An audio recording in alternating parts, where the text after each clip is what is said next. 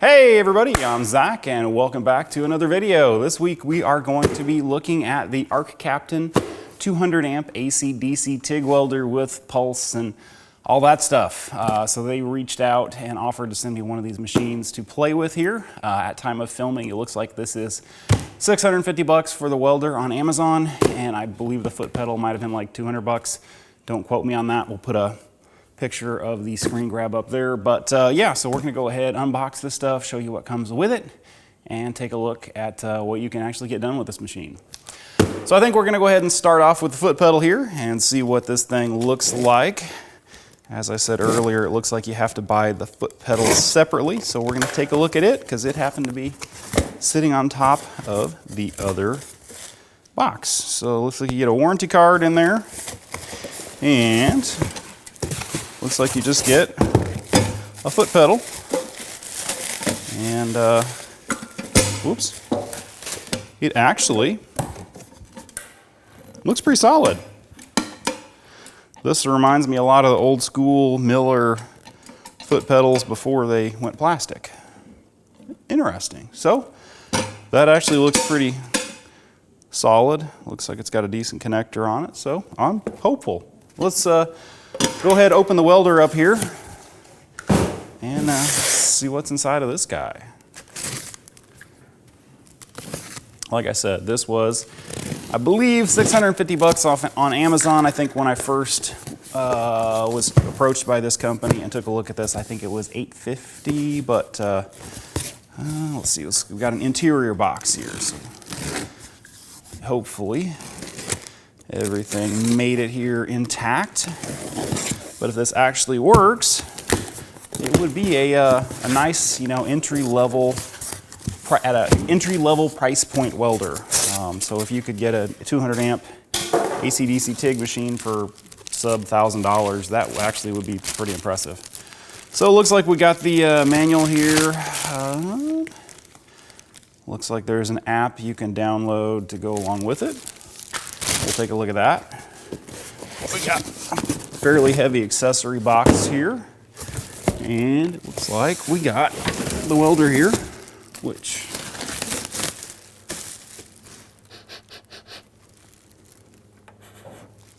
smells like new welder. Okay, so it comes with a 50 amp welder plug, which is kind of a good sign because that last Vevor welder I got came with a 110 volt plug on it, and I didn't really see a good way to actually run it off of 220. It looks like that is all that was in that box. So there we got the welder here. Let me grab the knife. We'll take a look at what kind of comes with as far as accessories goes here. So we'll open this guy up and see what we got. Okay, it looks like we have a 110 volt adapter. So if you want to run this off 110 versus 220, you can. And it actually comes with a argon hose. Now this, I'm really impressed with. That Vevor welder I got did not come with a standard argon hose. It just came with a barb on it. Also, it was $129 versus, this is $650, I believe. So more expensive, but it does nice that it comes with, looks like everything you need here. It looks like it even comes with a regulator. So you get a brush, tool thing. Not exactly sure what that is. Looks like you got some stick leads that come with it. Whoops. So it looks like this uses the larger DINS connector, which is nice because I have other accessories that will plug into this. The Stinger is okay. We'll give it a try here. Cord feels good, feels flexible. It's not super long. It's maybe 8-9 feet long, but hey, again, budget welder. I wouldn't expect the, absolute primo accessories to come with it. Ground clamp, again, it's a ground clamp. So I'm guessing we're looking, like I said, about a 10-foot cord on there, which is nice. Even some of the more high-end welders, I'm looking at Euphroneous and Miller, come with really short cables for the Stinger and ground, which I absolutely hate. And I mean, they're, top tier expensive stuff.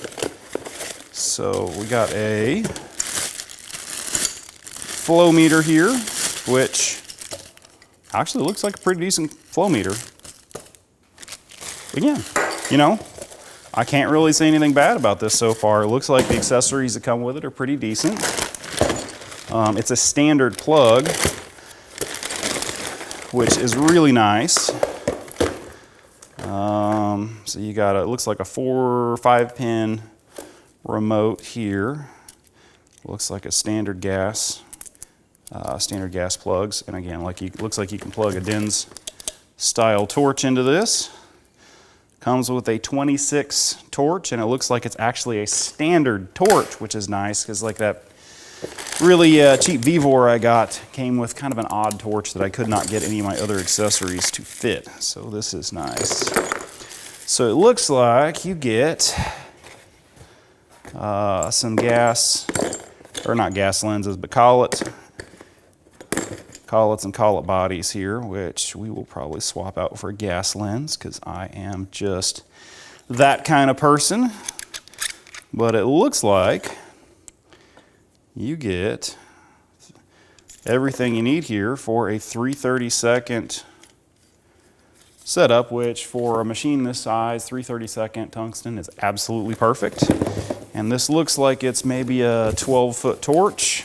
Yeah, I'd say 12 foot, which is again, is a nice size. You know, you're not gonna go crawling in a roll cage or something unless you can get the welder close, but that's a nice length.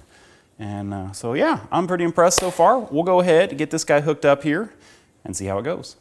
All right, so I think I'm gonna go ahead and set this guy up here to run off 110 because I'm assuming most of y'all are gonna plug this into a 110 outlet. So we're gonna go ahead and do that. Starting off here, I have a 110 drop cord coming from the wall that is running off a single 20 amp breaker. We've got their little adapter here. We'll go ahead and plug this guy in. So we should have power there. Now we'll go ahead, see if we can hook our torch in. So we've got this guy here. So we are doing TIG, which is going to be DC electrode negative. So we're going to go ahead and plug into the negative port here.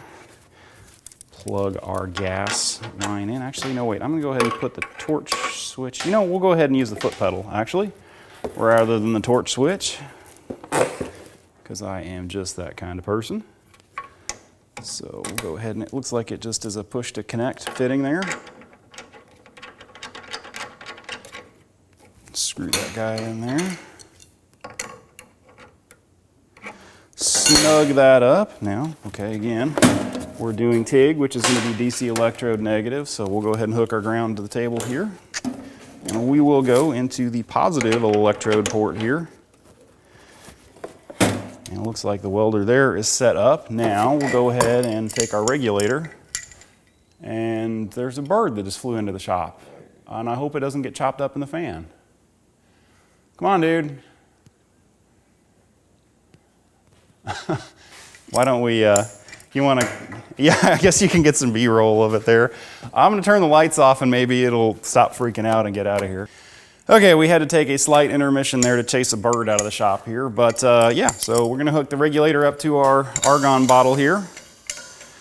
So this is just a standard 330 cubic foot bottle. We'll go ahead and hook it up here.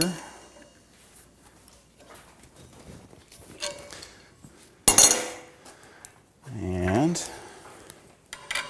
take our hose here, which again, this is really nice for a low budget import welder, that it actually comes with a decent argon hose and all that. So I'm pretty impressed with that.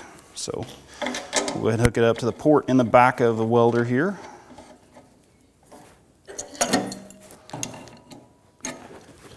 All right, let's turn some gas on.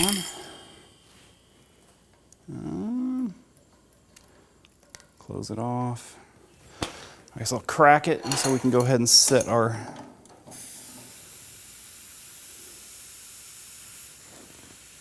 okay.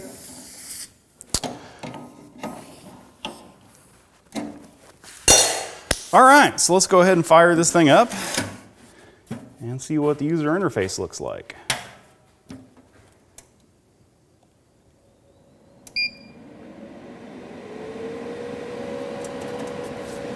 Okay, so it shows that we're running off 110 volts, which is kind of cool. I'm assuming it locks out since we're running off 110, which again is really nice because that way you're not tripping breakers all the time trying to run up.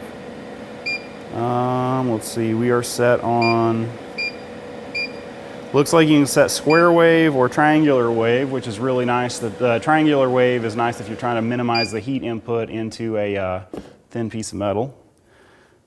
Pulse, it looks like you can turn pulse on and off. 2T, 4T, so that's your ramp up and your spot. Oh, AC, oh, okay, I see here. So this is the function for AC, DC, TIG, and MMA, so which I'm assuming that's stick welding. So, okay, we got 104 amps. Let's see, here's the torch. So I grabbed a piece of tungsten out of one of the other torches here in the shop. So we'll just go ahead and throw a piece of 3/32 tungsten in there. It's already sharpened. Okay, so I think we're set up to try welding some stainless here. So let me get the piece of metal. We'll go ahead and see what it does. All right, we're gonna go ahead and start off with some stainless TIG here. So this is some 16 gauge stainless left over from a job that we're just gonna go ahead and tack up here and see if we can go ahead and get a decent weld on. So, one tack. Oops, torch is a little big. It's a 26 series torch, which, you know, is nice because it's a 200 amp torch, but it's also a little big for doing kind of fine stuff like this. But it's not so big that it's uncontrollable. So we'll go ahead, see if we can get some weld on this guy here. Pretty smooth, nice control. I'm running the foot pedal, just kind of playing with it here, and really it's smooth. I mean, this is, if you know, I didn't know any better, this was one of my millers. Like typically I use a Dynasty 400 in the shop, and I mean, it's controllable. Gotta move here.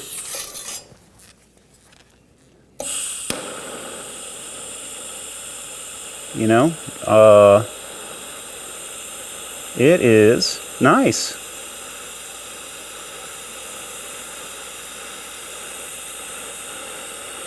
So I'm maxing out at 110, I believe. Typically I'd weld this a little cooler than that, but one nice thing about the foot pedal is you can vary your travel speed. If you have more heat, you can go faster.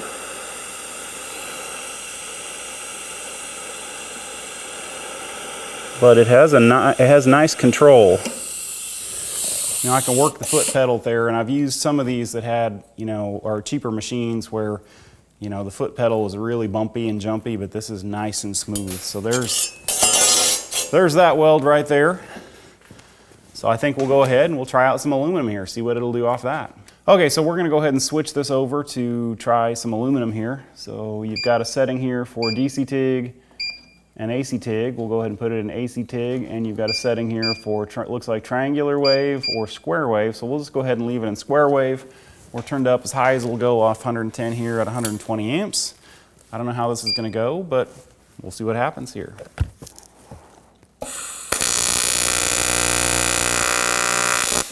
Okay, well, I got a tack on it at least. Not sure how you adjust the frequency on this guy. If you can, the frequency's a little lower. You can hear it there. It sounds like it's about 60 hertz, but I usually run a 120 to 240 with a Miller, but we'll see what happens here. I'm able to puddle, no problem. I'm using 4943 filler. But this isn't half bad. I mean, again, for a budget machine, you know, if you're looking to start a business, or if you are just somebody working in your garage,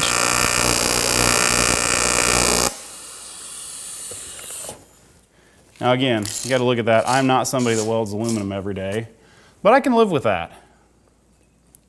I mean, this is just straight out of the box. I have not looked at the manual.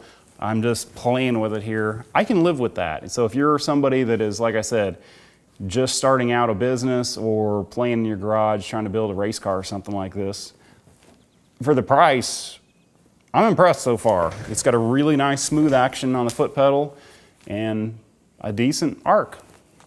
Let's go ahead and we'll try some stick welding here.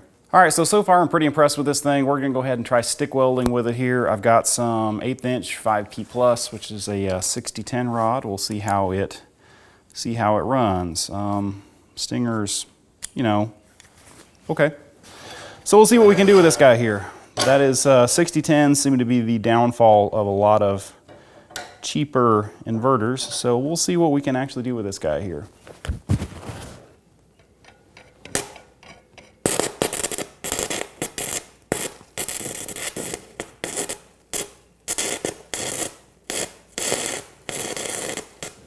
So it's having a hard time keeping it lit.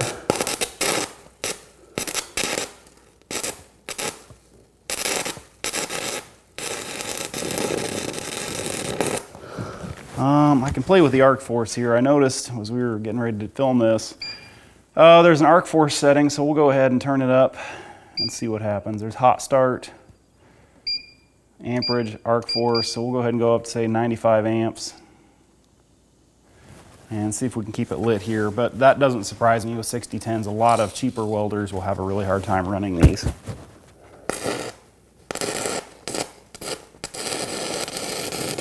If I keep the rod and the puddle pretty good, it will keep it lit.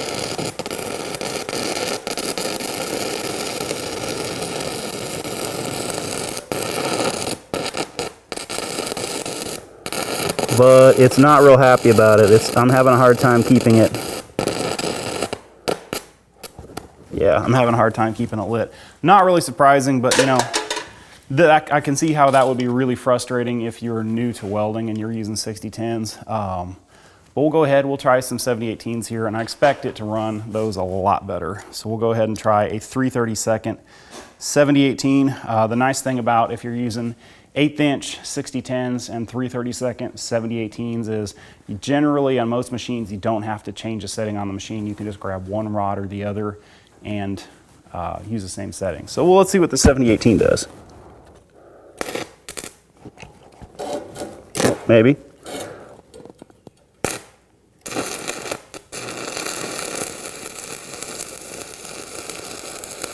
Okay, that's running that pretty good. This is about,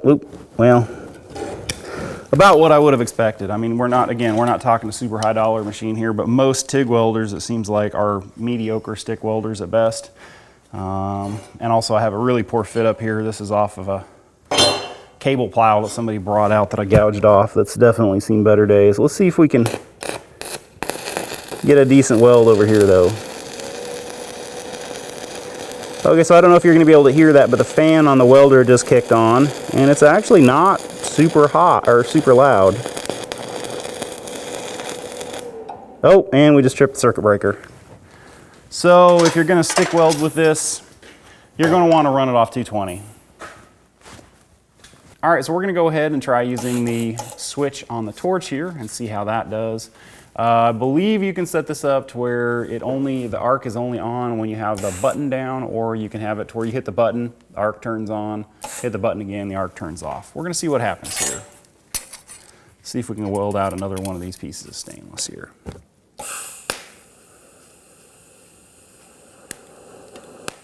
Okay, there we go. So right now we're on 2T, so that works out pretty well for this. So we're just going to go ahead and tack these guys up here. And this is kind of nice if you're tacking stuff together like that. It's set to 2T now. I believe if you set it to 4T, it is only on when the arc or when the button is down. No? Okay, well, I don't know. Anyway, it's on and off. So we'll go ahead and try pulse here and see how that works. So it looks like you can set your pulse. don't know exactly how you set your pulse length, but I'm not really sure how to set the pulse length here, but again, I have not read the manual or done any preparation for this video whatsoever. I kind of like to go into these basically just knowing nothing about the machine and flying by the seat of my pants. So let's go ahead. I got a tungsten here that needs flipped. Typically on a tungsten like that, I will grind both sides. So if you dip, you can just go ahead and do that. Let's see what we can do here with pulsar on, see what that is. Oh, okay, so we're pulsing. Whoa, that's a little trippy. I couldn't tell you exactly what that speed is, but it's maybe, I don't know, 4 or 5 pulses a second, something like that. Just kind of pulling a number out of my butt here. It is actually letting me run fairly quickly here. But again, you know, this is a pretty decent machine. You know, I feel like I'm, should be more critical of it here, but it's not bad. So there you go. There you can be the judge. So we're at 75 amps pulse. I guess I should try to play with the, oh, I'm dumb. The amperage button here, you can go ahead and hold down. Okay, so I guessed about right. It's set at 5 pulses a second. Oh wow, you can change a whole lot of stuff here. Okay. Percentage. Oh, okay, so really this gives you about all the functionality you would expect on like a Miller Dynasty or something like that. So, okay, we'll go down to about 1 pulse a second. That's usually how I like to have things set up. Okay, let's try this.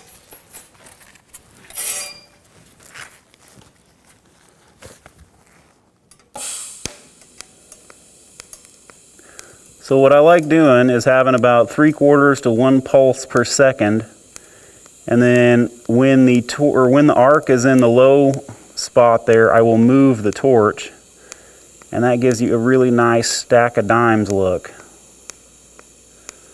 Just when the amperage is high, you let the filler flow in, and then move it when it's on the downside of the ramp time. So, yeah, I'm pretty happy with that. Okay, now that I actually figured out that there's another setting there, let's go ahead and go to AC TIG. Oh, I'm dumb. It looks like that's how you change.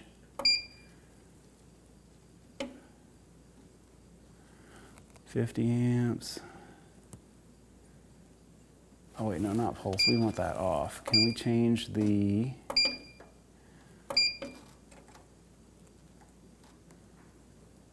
post flow. Okay, so there's your, oh, there's your frequency. Okay, whoops, no, there's my post flow.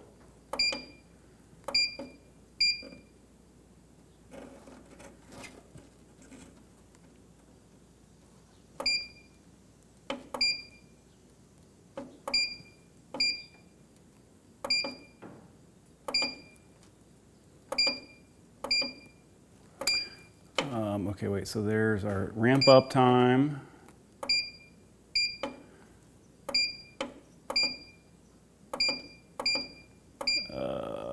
I guess I should actually read the manual on this thing. You can watch me fumble around with this thing. So let's see, it is more intuitive than I thought, but I would have guessed, wait, I want to see if you can set the frequency of the, when you're welding with AC, because that's a huge, oh, okay, there's your frequency. Oh, whoops, crap.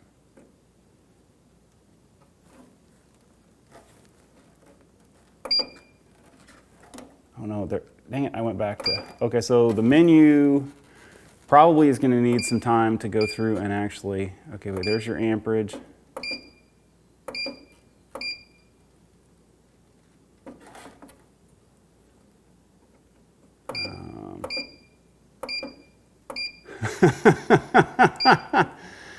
Let's see how long we can watch me go through the menu here on this thing. I just want to see if I can change the frequency. That's all I want at this point.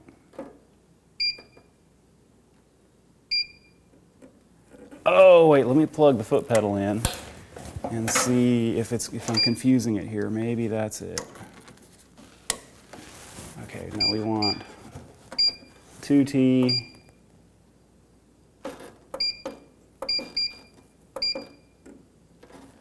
Okay, half a second ramp up time. There's my lower. Okay, so somehow or other I got it in this. So there's my initial, then I have my ramp up and my final time, post flow, hertz. Okay, that's what I want. How do I change that? Whoops. Okay, so I figured this out. So you hit the button once to go through your settings here. You hit it again. Oh, okay, so there we can go ahead and bump it up to 100 hertz. So it looks like you've got on your low end 20 hertz and then your high end 250 hertz, which is pretty comparable to, like, say, like a Miller Dynasty. So we'll go to 120 hertz here because that is pretty much my preferred frequency. So we'll go up to, say, 120 on that. Let's try welding some aluminum again here and see what happens. Yeah, I prefer running around 120 hertz. It gives you more of a controllable arc. If you're used to the old transformer machines, I would stick with 60 hertz, but we'll see what happens here. Now I went ahead and switched my tungsten over to that blunted end, the leftover from when I first tried welding with AC with this. So let's see how this works here. Oh yeah.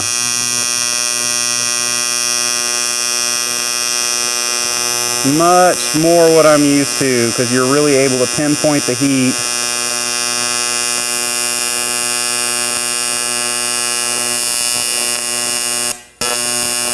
And of course I dipped the tungsten right there.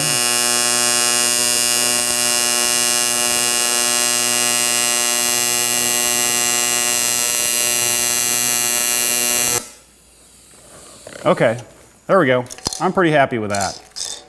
Now again, like, I'm not somebody that welds aluminum all day, every day, but considering this is a sub-$1,000 machine, that's pretty impressive. So if you're wanting to build, you know, parts for your race car or something like that, this thing seems like it's where it's at. The foot pedal, like I said, really nice as far as very controllable. There's not a lot of jumping around in it. I've used some more budget-conscious machines where you just touch the foot pedal and it'll go from, you know, no change at all to a whole lot of change very quickly. It's nice and smooth. I'm impressed. We're gonna go ahead and maybe make a second video here actually using this on a project. I just want to get this thing together, get it out of the box, see what it's all about. But for a start here, I'm impressed. Anyway, I'm Darlington Farm. Please check back the channel. Thank y'all for watching.